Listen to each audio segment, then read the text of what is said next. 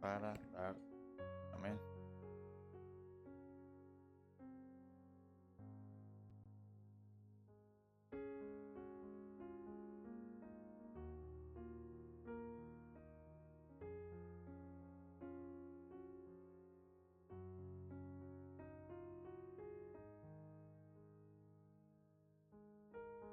Dios les bendiga. Vamos a iniciar el mensaje de esta hermosa mañana. Amén. ¿Cómo se encuentra el día de hoy? ¿Está bendecido? Perfecto. Amén. Voy a invitar que abra su Biblia en el Evangelio de Lucas, capítulo 16. Amén. Y vamos a leer del versículo 1 adelante. Voy a dar tiempo a que busque la cita bíblica para poder leer todos juntos.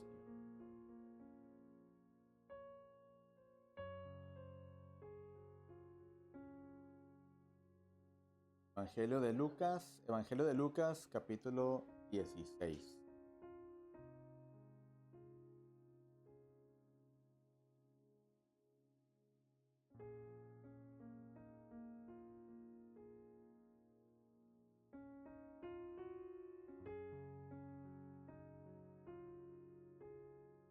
Bien, lo tenemos. Dice la palabra del Señor de la siguiente manera. Bien. Versículo 1 en adelante. Dijo también a sus discípulos: había cierto hombre rico, el cual tenía un mayordomo, y éste fue acusado delante de él como derrochador de sus bienes. Su señor lo llamó y le dijo: ¿qué es esto que oigo de ti?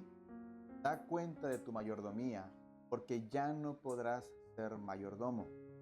Entonces el mayordomo se dijo a sí mismo: ¿qué haré? Porque mi señor me quita la mayordomía. Cavar no puedo, mendigar me da vergüenza. Ya sé lo que haré, para que cuando sea destituido de la mayordomía, me reciban en sus casas. Entonces llamó a cada uno de los deudores de su señor y le dijo al primero: ¿cuánto debes a mi señor? Él dijo: 100 barriles de aceite. Y le dijo: toma tu recibo, siéntate y de inmediato escribe 50. Después le dijo al otro: ¿y tú cuánto debes? Y él le dijo: 100 kilos de trigo. Y él le dijo: toma tu recibo y escribe 80.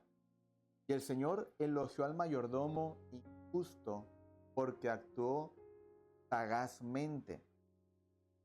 Pues los hijos de este mundo son en su generación más sagaces que los hijos de luz. Y yo les digo, con las riquezas injustas, gánense amigos, para que cuando éstas lleguen a faltar, ellos les reciban en las moradas eternas. El que es fiel en lo muy poco, también es fiel en lo mucho. Y el que en lo mucho, poco es injusto, también en lo injusto, será injusto en lo mucho. Así que, si con las riquezas injustas no fueron fieles, ¿quién les confiará lo verdadero? Dice el versículo 12. Y si en lo ajeno no fueron fieles, ¿quién les dará lo que es de ustedes? Amén. Vamos a orar en esta preciosa mañana. Amén. Y vamos a ponernos en las manos de nuestro Dios.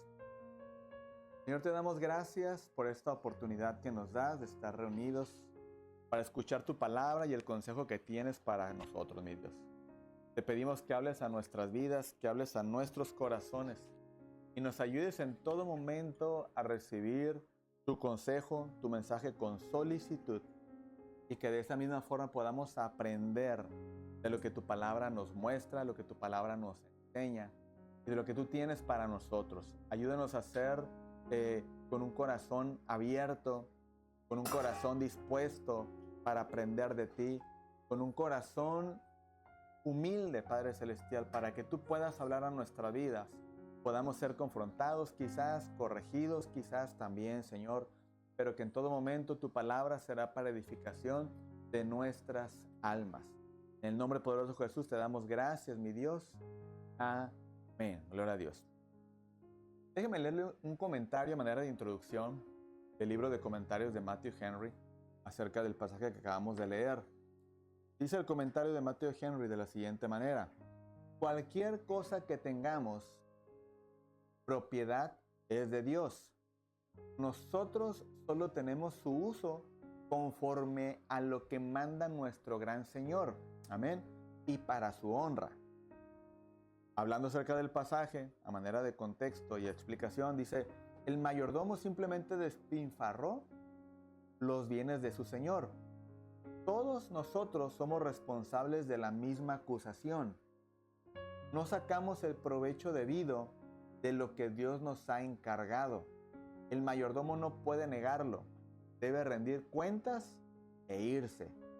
Esto puede enseñarnos que la muerte vendrá y nos privará de las oportunidades que tenemos ahora.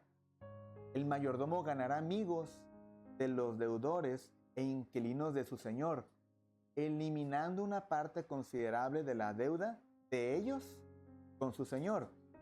El señor al cual se alude en esta parábola no elogió el fraude, sino la política del mayordomo. Solo se destaca en este aspecto: los hombres mundanos, al elegir sus objetivos, son necios, pero en su actividad de perseverancia son a menudo más sabios que los creyentes. Amén. Vamos a entrar un poquito más a detalle en eso más adelante.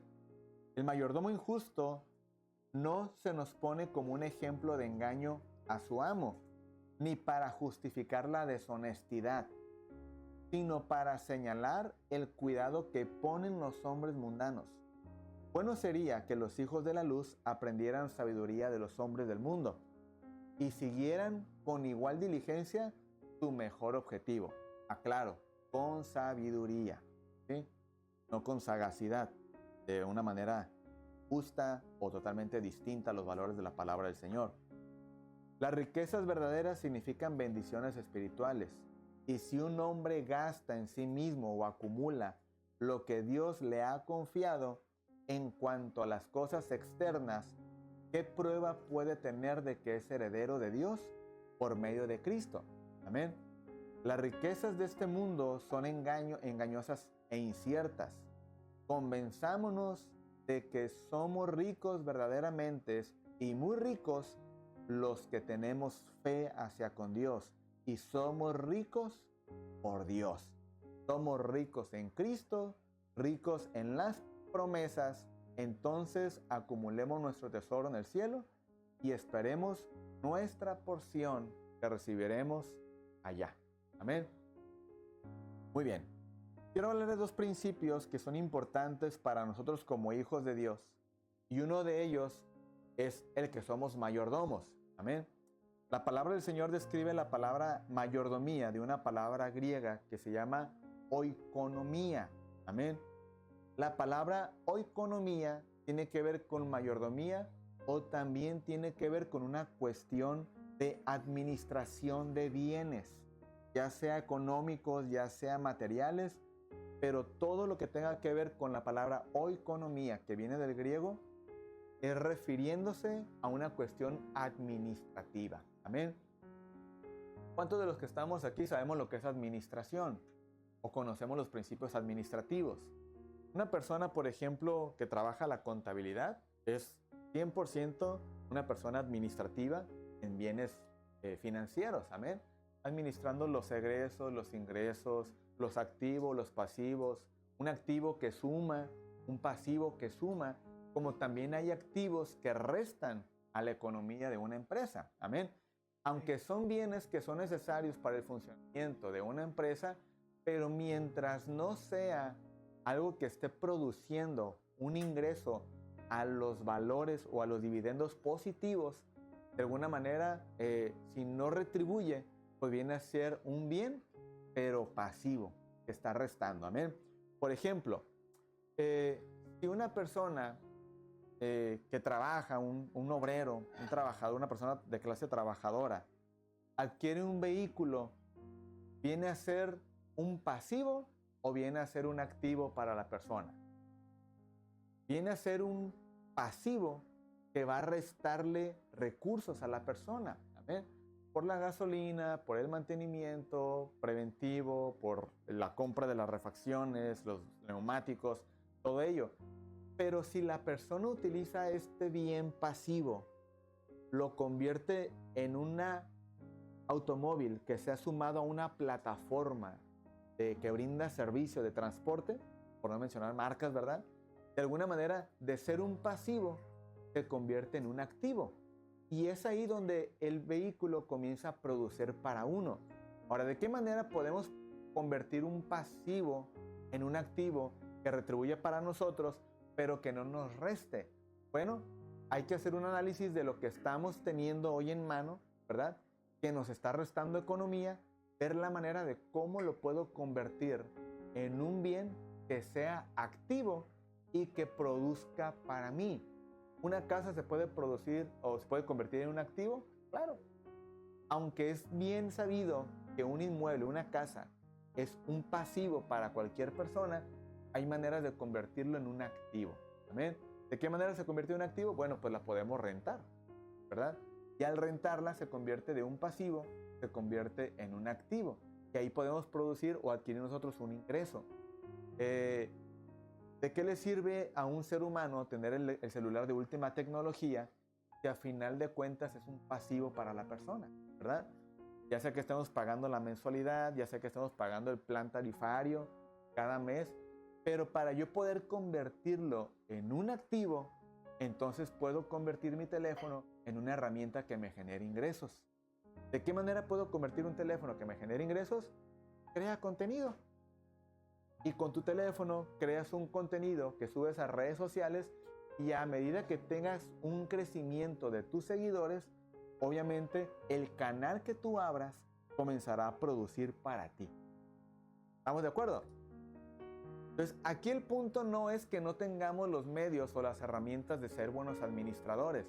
Más bien es la actitud con la que tomamos prácticamente cada bien que nosotros tenemos el día de hoy en nuestras manos. A lo mejor puede decir, no, es que pastor, yo no tengo ni vehículo, yo no tengo ni celular, yo no tengo esto, pero tenemos cualidades, tenemos virtudes y Dios nos ha dado capacidades para nosotros poder convertirnos en activos todo nuestro tiempo. Todo nuestro tiempo. ¿Podemos producir? Podemos producir. El punto es buscar la necesidad que hay en nuestro entorno, buscar la forma en cómo nosotros podemos producir para comenzar a generar un ingreso que comience a retribuir para nosotros. Todos tenemos la capacidad de crear ingresos extras aparte de nuestro trabajo. Todos tenemos la capacidad. Muchas de las veces ignoramos o queremos mantener dormidas las actitudes para poder hacerlo y poder iniciar algo que genere ingresos para nosotros. ¿Está de acuerdo conmigo o estoy equivocado? Todos tenemos la capacidad, amén. Yo no sé si usted ha leído libros de personas que hoy en día son millonarios, pero no iniciaron todos con los millones en las bolsas. Ninguno de ellos, al menos los que yo he leído, de quienes yo he leído, no iniciaron con los millones en la bolsa. Todos iniciaron haciendo algo tan sencillo, tan fundamental y que hasta el día de hoy no se ha dejado ni se dejará de hacer. ¿Sabe qué es eso? Las ventas. Todo en este mundo se refiere y se trata de vender. Todo. Claro, hay quienes son vendehumo, ¿verdad? Y venden, y que las perlas de esto y que no sé qué, y hacen un montón de faramañas. Pero al final de cuentas, uno se tiene que percatar de quienes son engañosos y uno tiene que percatar de quienes son y venden realidad. ¿Sí? Y la realidad es que nadie sea millonario de la noche a la mañana. La realidad es que nadie tiene un Lamborghini, nadie tiene un Ferrari a la puerta de su casa de la noche a la mañana. ¿Sí? Y todos los que ofrecen todo este tipo de cuestiones es humo que únicamente se vende y hay de aquel que lo compre. Pero la realidad es que para crear y tener un castillo hay que comenzar a poner los cimientos. Y todo conlleva sacrificio, todo conlleva esfuerzo y todo conlleva disciplina. ¿Sí? Y la mayordomía que Dios pide de nosotros no es la excepción. Dios nos ha puesto como mayordomos de lo que hoy tenemos a nuestro alcance, en nuestras manos, llámese material o espiritual. Dios lo ha puesto en nuestras manos y usted y yo somos responsables de cómo administramos lo que Dios ha puesto en nuestras manos. Amén. ¿Está conmigo, familia? ¿Sí? Muy bien. Entonces, mayordomía es alguien que está a cargo de los bienes de su Señor. Mayordomía es alguien que tiene, ¿cómo podemos decir?, autoridad sobre los bienes de su señor, claro, pero no son nuestros, pertenecen a alguien. Yo únicamente administro. Entonces, yo soy mayordomo de los bienes de nuestro Dios. Amén. Y usted es mayordomo de los bienes que Dios ha puesto en sus manos. Ahora, hay otra palabra clave que es administrador. Amén. Y esto viene del griego que se le llama kubernesis. Amén. Entonces, usted y yo somos un kubernao. ¿Sí? De la palabra kubernesis, que es administración o administrador. Esta palabra viene del castellano, se traduce al castellano como alguien que gobierna, ¿sí? Como alguien que tiene cierta injerencia en cierta rango de autoridad, y de alguna manera así nos ha puesto el Señor a usted y a mí, como un kubernao, alguien que administra, ¿sí? Somos mayordomos y somos administradores. Ahora, ¿qué tanto ha sido nuestra mayordomía el día de hoy y qué tanto nos hemos encargado de ser buenos mayordomos y qué tan buenos administradores somos de lo que Dios ha puesto en nuestras manos? Amén. Te voy a poner un ejemplo. ¿Qué tanto usted administra el cheque que recibe a la semana? ¿Qué tan buen administrador es usted? Yo conozco administradores de su cheque a la semana que les pagan el día viernes y para el lunes ya no tienen ni un peso en la bolsa. ¿Sí? Conozco administradores que les pagan el viernes y para el sábado ya se lo gastaron. ¿Sí? Y para el lunes ya están tronándose los dedos a ver cómo le hago, a ver cómo administro, a ver cómo hago esto, cómo hago lo otro. Había una persona que decía palabras muy ciertas. Decía, no hay sueldo que alcance en las manos de un mal administrador. Podrán aumentarle el cheque, podrán aumentarle el sueldo, podrán duplicarle la cantidad de salario a la semana, pero mientras no seamos buenos administradores, no habrá cheque que alcance en nuestras manos. No habrá cheque que nos rinda en nuestras manos porque no tenemos una buena administración. Amén. Esta no es una clase de financiera, ¿verdad? De administración y de todo ello, pero el Señor nos manda a ser buenos administradores. Y lo que Dios nos ha dado en nuestras manos, lo que Dios nos ha puesto en nuestras manos, prácticamente nosotros somos los responsables de cómo hacemos y llevamos a cabo nuestra vida. Amén. Es decir, si no somos buenos administradores en nuestro diario vivir, en nuestro corazón nunca habrá paz. Y seremos víctimas de un sistema, de un modelo que Dios no creó para nosotros.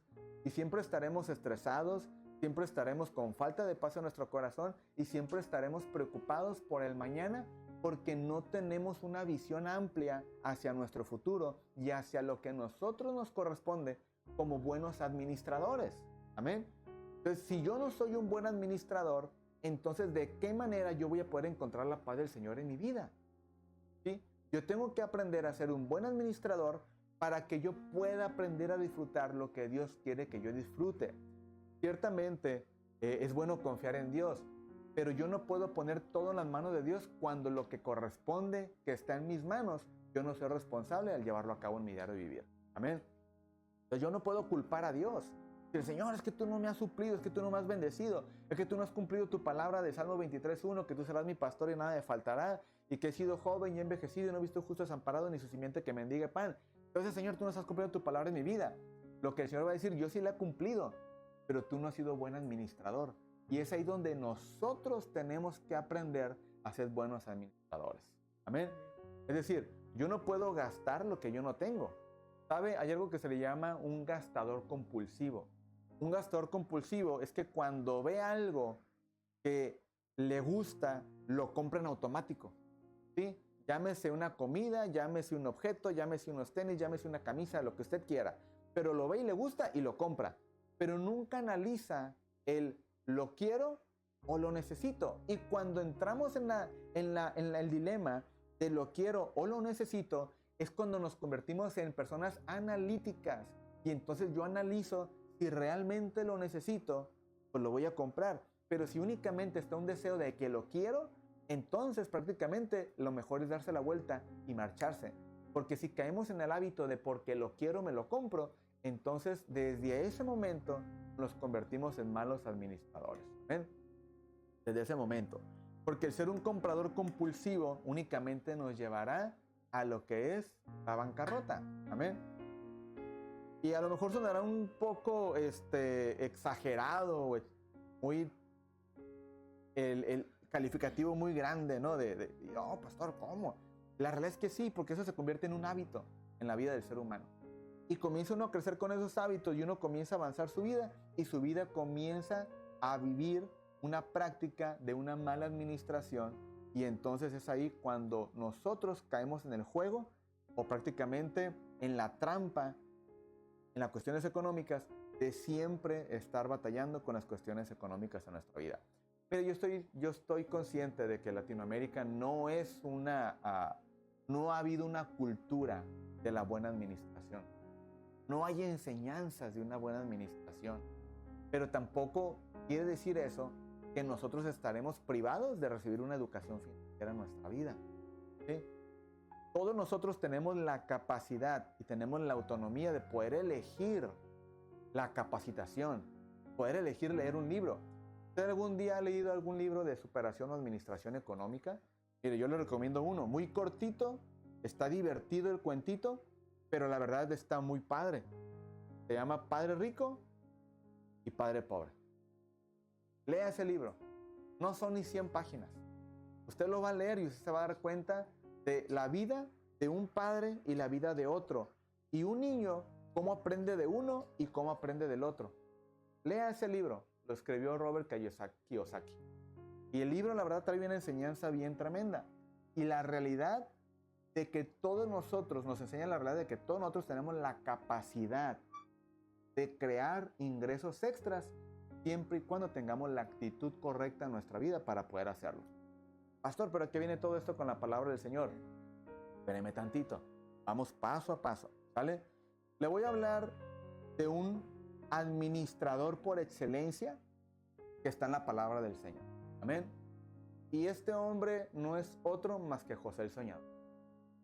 Es un hombre que el Señor le dio una capacidad de administrar, pero de una manera tan precisa, y un administrador por excelencia descrito en la palabra del Señor. Amén. Este hombre, José el Soñador, aunque usted y yo lo leemos, que de su edad Dios comenzó a revelarle el propósito existencial en su vida, y él comenzó a crecer con sus hermanos, con su padre, y comenzó, quizás malamente, comenzó a contar el sueño, ¿verdad? De lo que era prácticamente lo que venía para su vida. Ponla a cargar. Y comenzó de alguna manera a contar los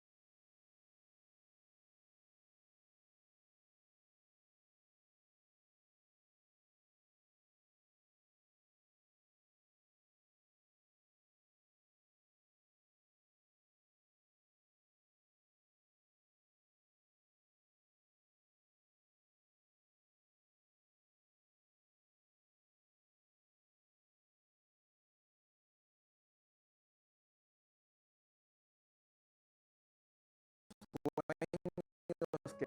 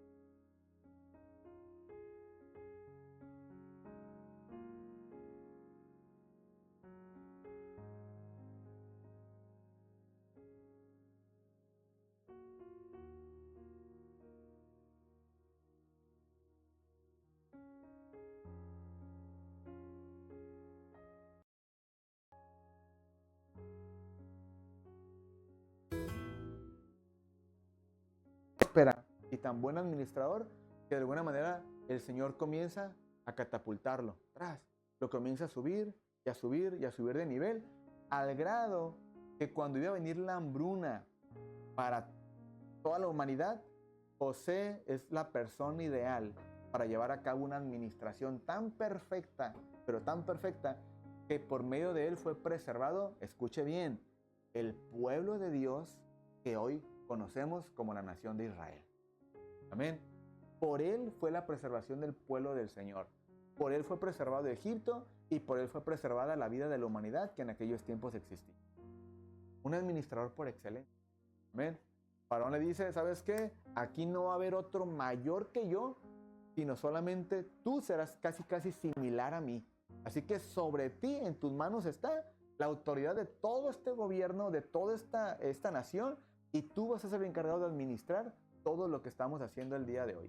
Entonces, de alguna manera, de ahí José prácticamente fue llevado a esta administración y fue llevado a esta posición que de alguna manera lo llevó ¿a qué? A tener esa posición que Dios le dio. Amén. Vamos a otro administrador por excelencia también, Salomón. Un administrador de parte de Dios con excelencia. Y él impresiona mucho la actitud de Salomón, porque mire, así como Salomón hizo, también usted y yo podemos hacer. El Señor le dijo, pídeme lo que quieras que yo te lo daré. Así le dijo el Señor. Y Salomón dijo, Señor, solamente dame sabiduría para gobernar a tu pueblo. Dame sabiduría. Y el Señor le dijo, por cuanto no pediste para ti, sino para mi pueblo, yo te voy a dar aún todo lo que no me pediste y te voy a dar la sabiduría que me estás pidiendo.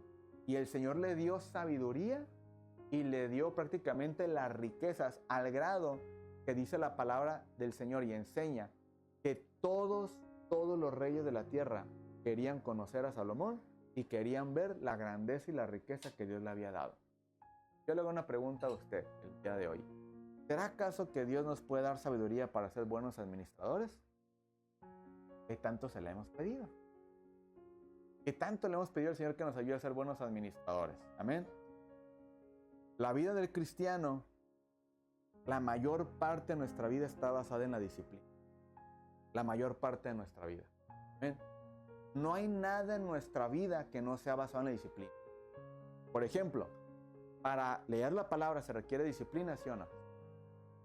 Para orar se requiere disciplina, ¿sí o no?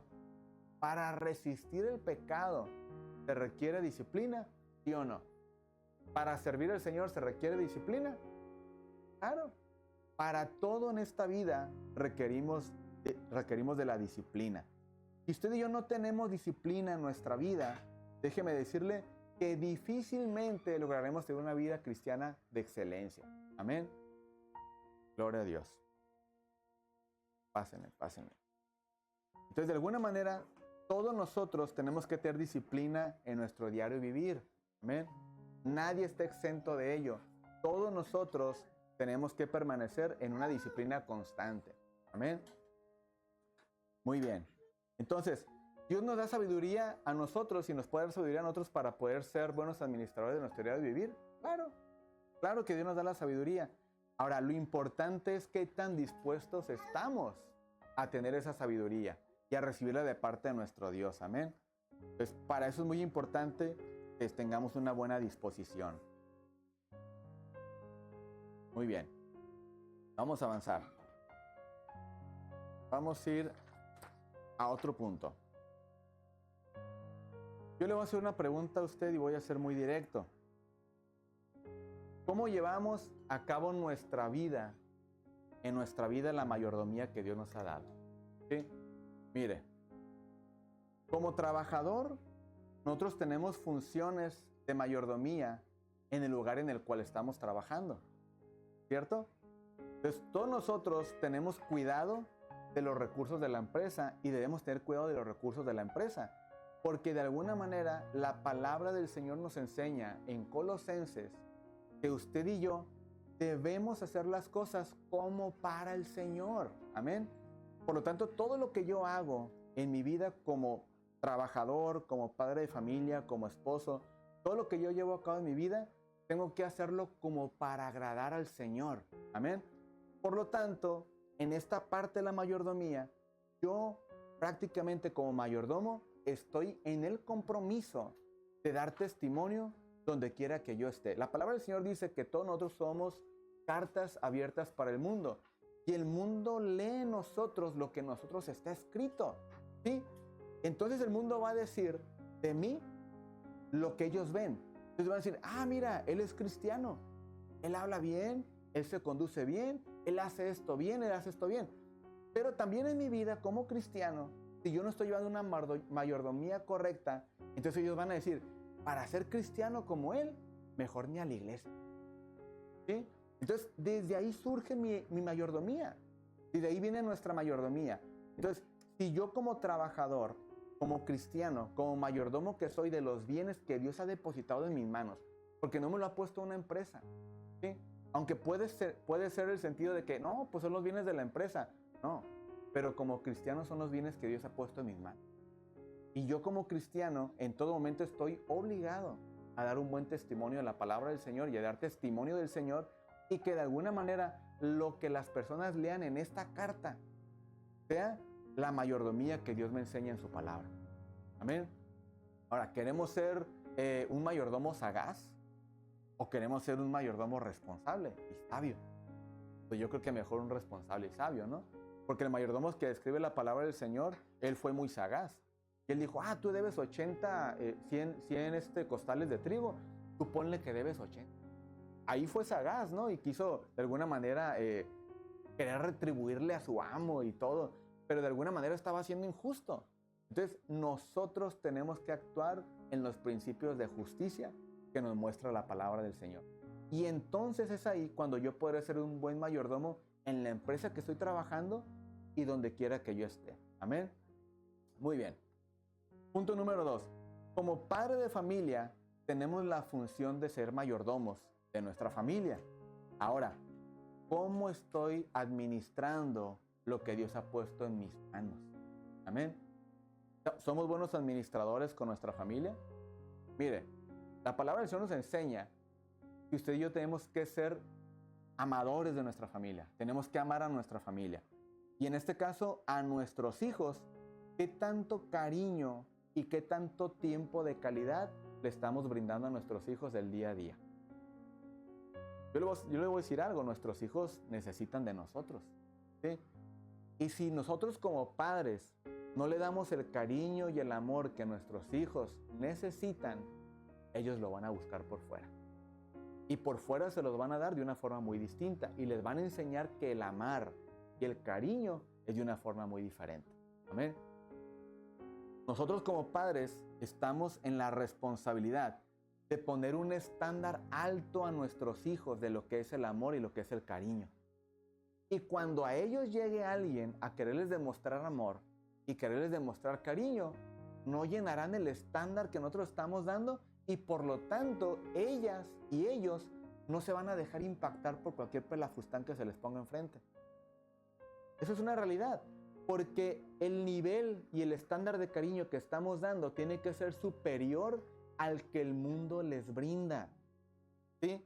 Cuando como padres no estamos cumpliendo esta función, entonces cualquier persona, cualquier individuo que venga y quiera conquistar al hijo o a la hija, por cualquier muestra de amor y afecto, terminarán siendo atraídos por ello. ¿Sí? Entonces, mi deber como padre de familia es que mis hijos tengan un estándar alto de lo que es la muestra de amor y de cariño para que ninguna persona de allá afuera, del exterior, venga y los conquiste con cualquier flor que crece en la esquina. ¿Sí? ¿Estamos de acuerdo? Entonces, de alguna manera, esto prácticamente es mayordomía. ¿Sí? Usted y yo reconocemos que nuestros hijos no son nuestros, son prestados. ¿Sí? Y el día que Dios nos llame a nosotros a su presencia o llame a uno de ellos a su presencia, prácticamente eso tendrá que ser así porque es voluntad de Dios. Y Dios en su soberanía, Él prácticamente determina los días de cada ser humano y determina prácticamente el día que venga uno nuevo o el día que se vaya uno que ya está. ¿Sí? Pero mi deber es que cuando el Señor me pida cuentas de mis hijos, yo le pueda rendir buenas cuentas a Él. Y decirle, Señor, mira, yo procuré amarlos, yo procuré respetarlos, yo procuré instruirlos en tu camino y en la carrera del Evangelio, y prácticamente aquí están las evidencias de que yo cumplí con mi labor. Amén.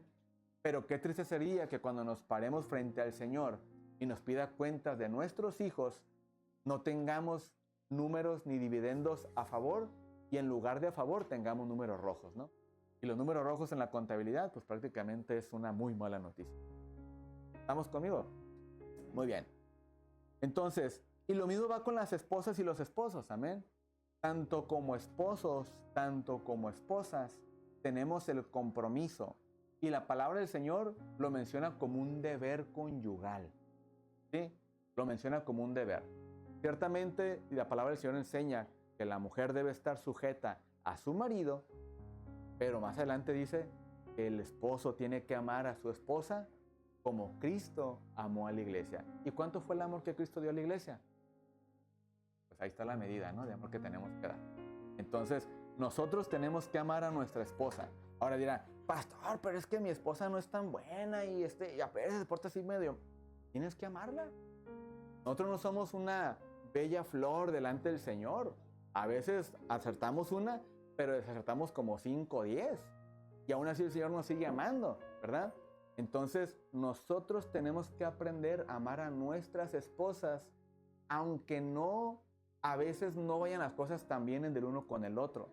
Pero también la esposa tiene que aprender a amar a su esposo, aunque las cosas no vayan tan bien. Amén. Esto es un trabajo en equipo. Amén. Va en equipo. Entonces, tanto aplica como para uno, como aplica para el otro. Y aquí es la cuestión de que también nosotros somos mayordomos de la pareja que Dios ha puesto en nuestras manos. Amén. Y un día el Señor nos pedirá cuenta de la pareja que tenemos al día de hoy.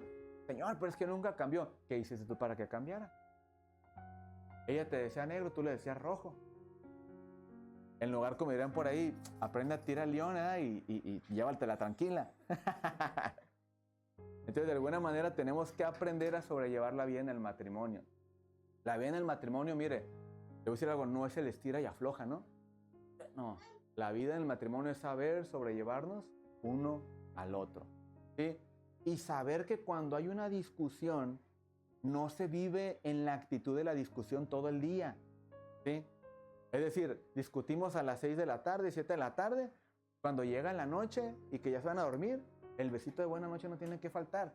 Es que tuvimos una pelea. Aprende a discutir en el momento y de ahí olvídate y sigue tu vida bien con ella.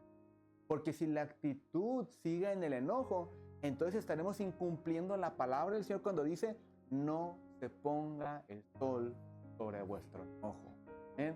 Entonces, si usted como pareja, como esposo, como esposa, se acostumbra a irse a dormir enojado con su esposo, irse enojado con su esposa, lo único que usted está haciendo es abrirle una puerta al enemigo y comenzar a dejar que el enemigo comience a minar y a sembrar discordia, odio, rencores y todo eso, y el problema en el matrimonio se va a convertir más grande. Amén. Mire, dice el apóstol Pablo también en Corintios, ¿verdad? Primero los Corintios. Dice que el esposo, todos juntos por el mismo precio, no se preocupe. Dice la palabra del Señor que el esposo y la esposa no se nieguen en su deber conyugal, ¿sí? Así que el esposo, un día antes, compre la caja de aspirinas, lleve a la casa y dígale, mi amor, te compré aspirinas para el dolor de cabeza. Pues si no me duele, perfecto, ¿verdad? Estamos felices uno y el otro. Entonces, de alguna manera, dice la palabra del Señor que no se niegue el uno con el otro, ¿amén? No se niegue el uno al otro. Entonces, hay que cumplir el deber conyugal. Porque la palabra del Señor dice que si el uno al otro se niegan, dice que pueden dar lugar al diablo y entonces puede haber una disensión en el matrimonio. Amén. Entonces no se nieguen, no incumplan su deber conyugal. El Señor les llamará a cuentas delante de su presencia y les dirá, hey, ¿por qué no cumpliste con tu esposo? ¿Por qué no cumpliste con tu esposa? Tu deber era cumplir con él y tú con ella. Y entonces ahí, pues prácticamente ese es el momento donde los dos encuentran una afinidad en sus almas. Y Dios dejó este diseño y Dios lo creó específicamente para el matrimonio, para que ambos disfruten y gocen de esa parte. A lo mejor sonará algo muy drástico, ¿no? Pero yo le voy a decir algo, cuando un hombre y una mujer dentro del matrimonio tienen esa unidad de sus almas en el acto de la intimidad, yo le voy a decir algo, Dios se goza. Dios se pone alegre de ello. Pastor, ¿pero cómo? Fue diseño de Dios. Es algo que Dios diseñó. No hay morbo en ello, no hay... Obviamente el mundo le ha puesto morbo a esto, pero en eso no hay morbo. Es algo natural que Dios creó para el hombre y para la mujer. Y por lo tanto Dios se goza cuando un hombre y una mujer tienen ese acto y lo llevan a cabo, porque fue un diseño de Dios.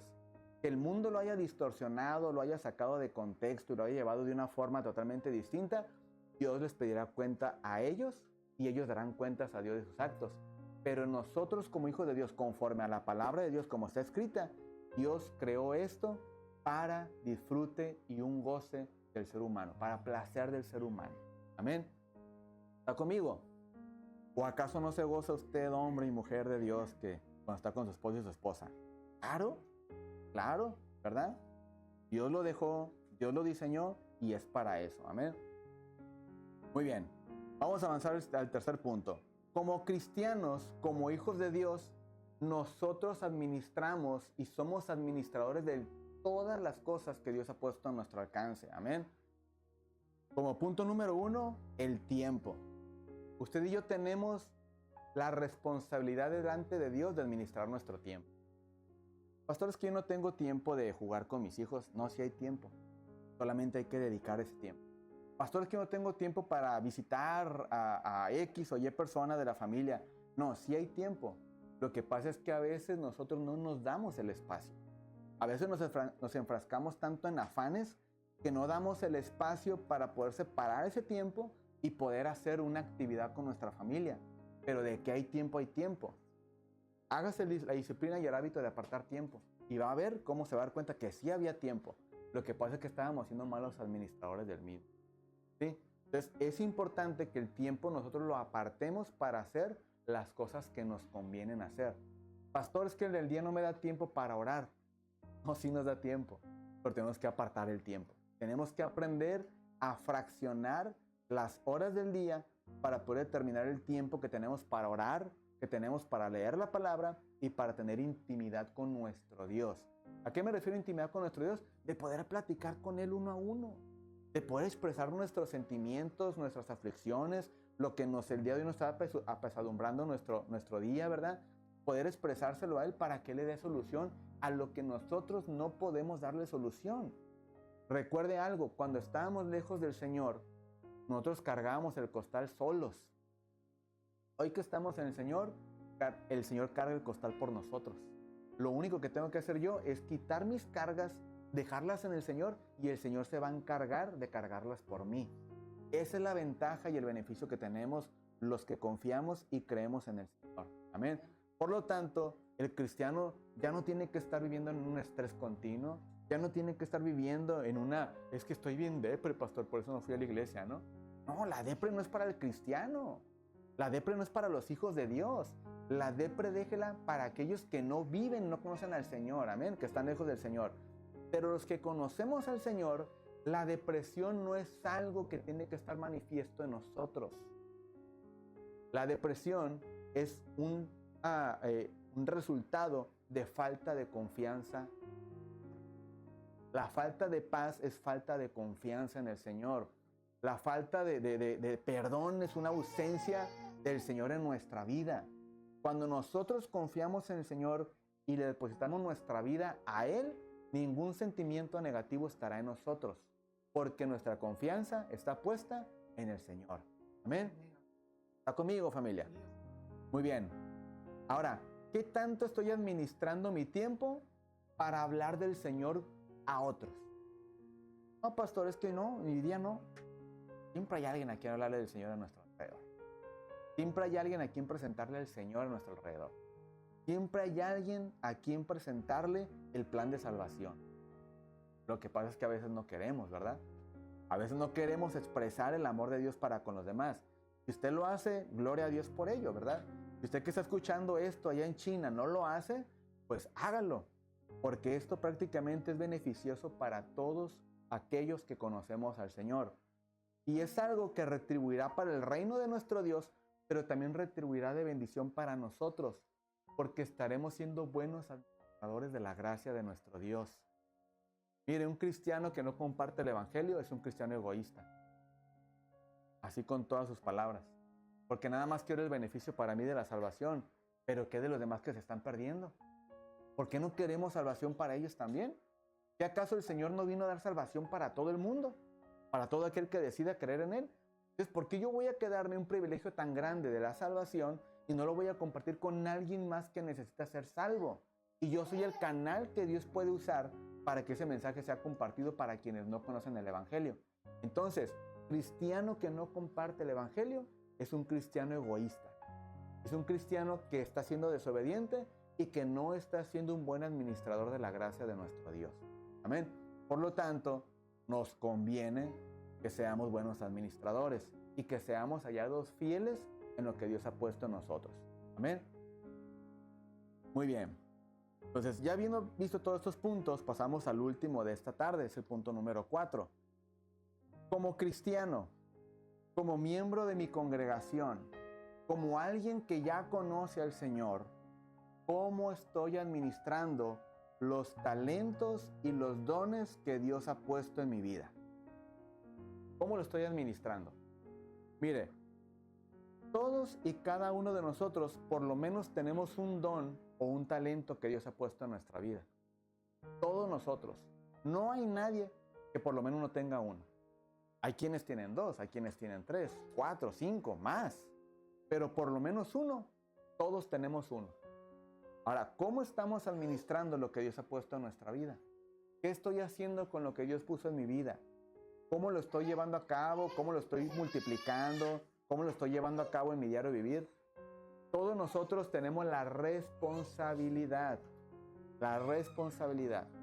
de trabajar los talentos y los dones que Dios nos ha dado. Amén. Si yo no trabajo los dones, si yo no trabajo los talentos que Dios ha puesto en mi vida, entonces yo no estoy siendo un buen mayordomo de lo que Dios ha puesto en mí. Amén. Recuerde usted la parábola de los talentos. Dice la palabra del Señor que Dios le dio a uno, a otro le dio 5 y a otro le dio 10. Al que le dio 10 y al que le dio 5, lo multiplicaron. Comenzaron a multiplicarlo, comenzaron prácticamente a hacerlos crecer. Y cuando vino el dueño de los talentos a pedirlos, dijo, a ver, tú que te di 10, ¿cuántos tienes? Oh, pues de los 10 te traje 20. Oh, eres buen mayordomo. Ay, al que traje 5, ¿cuántos tienes? No, pues de los 5 te tengo 10. Perfecto, los multiplicaste. Y al que le dio 1, le dijo, a ti que te dio un talento, ¿qué hiciste con él? No, Señor, es que yo tenía miedo. Como sé que eres un hombre recto, que eres un hombre justo, que eres un hombre prácticamente exigente de alguna forma, yo agarré ese talento, lo enterré, pero aquí te lo traigo de regreso. ¿Y qué dijo el Señor? Siervo infiel. Lo hubieras metido al banco. Por lo menos en el banco hubiera generado intereses. Pero ni al banco lo metiste. Ni siquiera fuiste y por lo menos lo mostraste para ver si alguien estaba interesado y hubieras traído ganancias. De alguna manera, no eres merecedor, por lo tanto, lo poco que tenías se te es quitado y lo desechas. Entonces, de alguna manera, Dios ha puesto algo en nosotros. Usted sabe qué Dios ha puesto en usted. Usted sabe qué talento tiene. Y si aún no sabe qué talento o qué don tiene usted de parte de Dios, yo le invito a que usted ore y le pida al Señor que le muestre qué talento tiene. Pero algo yo sí le digo, cuando ese talento florezca en usted, el primero que se va a dar cuenta de ese talento voy a ser yo. Y yo lo voy a poner a trabajar. Ya si usted decide dejarlo y hacerse a un lado, ya es responsabilidad de usted. Pero cuando yo vea su talento que está de alguna manera allí, presente, y yo sé en qué Dios lo va a usar usted, yo lo voy a poner a usted a trabajar y de ahí depende que usted comience a hacer multiplicar ese talento. Si usted no lo multiplica, ya es una cuestión muy independiente de cada quien y es personal. Amén. Pero todos nosotros tenemos la responsabilidad de multiplicar lo que Dios ha puesto en nuestras manos.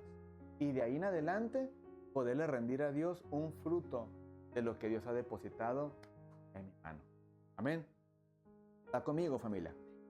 Colosenses capítulo 3, versículo 23 dice, y todo lo que hagáis, hacedlo de corazón como para el Señor y no para los hombres, sabiendo que del Señor recibiréis la recompensa de la herencia, porque a Cristo el Señor servís. Amén. Entonces todo esto nos enseña que usted y yo servimos al Señor en todo lo que hacemos. Y todo lo que hacemos tenemos que hacerlo para el Señor, no como para el hombre, porque de Dios recibiremos nuestra recompensa. ¿Ven? Y si el hombre no recompensa nuestra labor, no se preocupe, que a usted le importe más la recompensa que viene de parte de Dios que la recompensa que el hombre le pueda dar. Yo le he testificado muchas veces a usted que Dios paga muchas veces mejor que el hombre puede llegar a pagarnos. ¿Ven? Así que es mejor trabajar para el Señor. Si viene una recompensa del hombre, pues gloria a Dios por ello, ¿verdad? Pero lo ideal es que todo lo que hagamos, lo hagamos enfocados para el Señor. Amén. Así que administrar nuestras finanzas, administrar a nuestros hijos, a nuestra esposa, los talentos que Dios nos ha dado y aún lo que tenemos a nuestro cargo en nuestra labor, en nuestro trabajo secular, de todo eso daremos cuentas a Dios. Amén. Y es importante que seamos buenos administradores en todo lo que desarrollamos en nuestro diario vivir. Amén. Y que el Señor nos ayude a hacerlo de una manera fiel y responsable, y cuando estemos delante de su presencia nos encontremos totalmente aprobados en cada una de las áreas que somos mayordomos. Amén. Vamos a orar en esta mañana. Voy a pedir que incline su rostro y nos encuentra y vamos a ponerlos en las manos de nuestro Dios. Señor, te damos gracias por tu palabra, mi Dios. Te damos gracias por el consejo que has dado a nuestras vidas. Te pedimos, Señor, en todo momento que nos dé las fuerzas y nos ayudes a ser buenos administradores, Señor, en nuestro diario vivir, Padre. Ayúdanos a administrar de manera sabia las finanzas que tú depositas en nuestras manos, Señor. Ayúdanos a administrar de manera sabia y prudente a nuestros hijos, nuestra familia, Señor. Poder instruirlos en tu camino, poder instruirlos en tu palabra, poder amarlos, Señor, y darles el cariño que tenemos que darles a ellos, Padre Celestial. La atención que ellos necesitan de nosotros.